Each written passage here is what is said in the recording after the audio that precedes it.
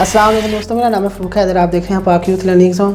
तो आपको वीडियो के थंबनेल में पता चल गया होगा कि कौन सा टॉपिक डिस्कस होने जा रहा है। वीडियो में इंशाल्लाह आपको सारा कंसेप्ट मिल जाएगा और वीडियो के एंड में सारा study material in the form of pictures मैं अटैच कर दूँगा और मेरी कोशिश होगी कि PDF बनाकर वो मैं अपलोड करके उनके लिंक्स भी मैं डिस्क्रिप्शन में मैं डाल दूँगा।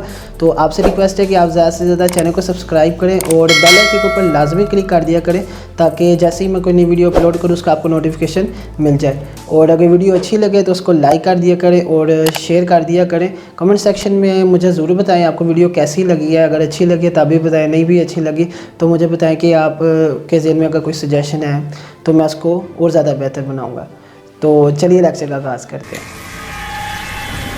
तो आज हमारा लेक्चर नंबर 10 है। आज हम लेक्चर में डिस्कस करने जा रहे हैं थर्मोडायनामिक इक्विलिब्रियम क्या होता है। अगर आपने लास्ट लेक्चर नहीं लिया तो आप पहले वो देख लें ताकि आपको इस लेक्चर की सही तरह समझ लग जाए।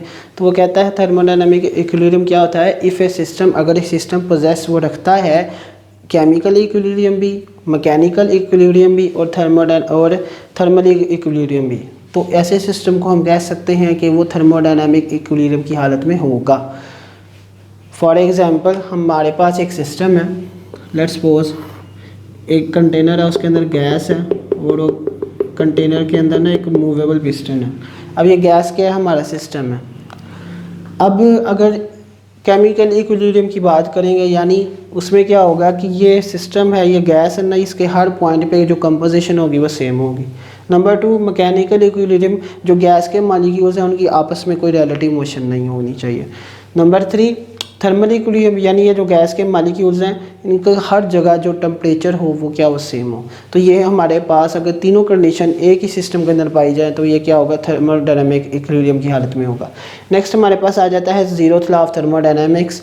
तो ये इसमें है when two systems A and B, जब कोई से दो सिस्टम A और B are in thermal equilibrium की हालत में मौजूद हैं सेपरेटली, बिल्कुल अलग-अलग, with a third system C, किसी थर्ड सिस्टम C के साथ, तो हम कह सकते हैं both system A and B are thermal equilibrium with each other.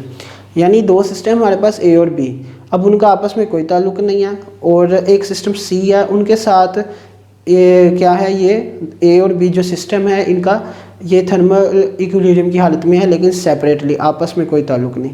तो अगर इस तरह का कोई अगर सीन हो या केस हो तो उसमें क्या होगा, ये दोनों सिस्टम्स आपस में भी थर्मल इक्विलिब्रियम की हालत में होंगे। तो इसको आप ऐसे देख लें, ये हमारे पास क्या है कि सिस्टम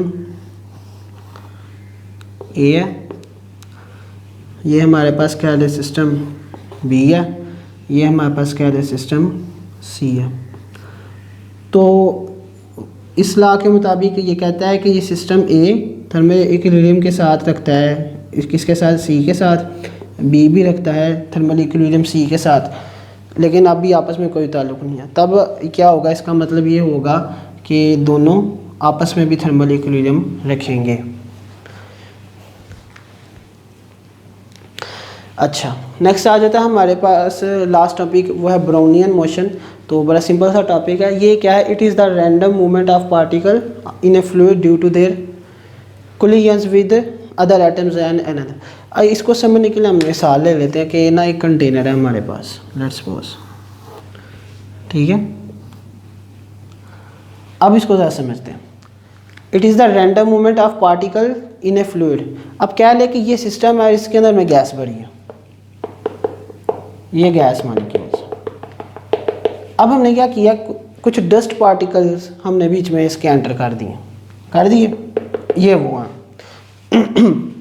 अब ये डस्ट पार्टिकल्स टकराएंगे एटम्स के साथ, तो कभी इधर मूव करेंगे, कभी इधर मूव करेंगे, कभी इधर, कभी इधर, कभी इधर, कभी इधर, कभी इधर, कभी इधर, रैंडम मोशन करेंगे। और वो कब तक करते रहेंगे, जब तक वो कोलिजन करते रहेंगे। अब ये कोलिजन की वजह से ही मोशन कर रहे हैं, गैस मॉलिक्यूल्स के साथ कोलाइड करते जाएंगे और जितनी दफ़ा वो कोलाइड करेंगे उनकी डायरेक्शन फिर चेंज हो जाएगी। तो ये रैंडम मोशन, इस तरह के जो पार्टिकल्स की जो रैंडम मोशन होती है इस तरह की, इसको हम कहते हैं क्या, ब्राउनियन मोशन। तो उम्मीद करता हूँ आपको समझ लगी होगी। तो इंशाल्लाह मिलते हैं नेक्स्ट लेक्चर में, तब तक के लिए अल्लाह हाफ़िज़।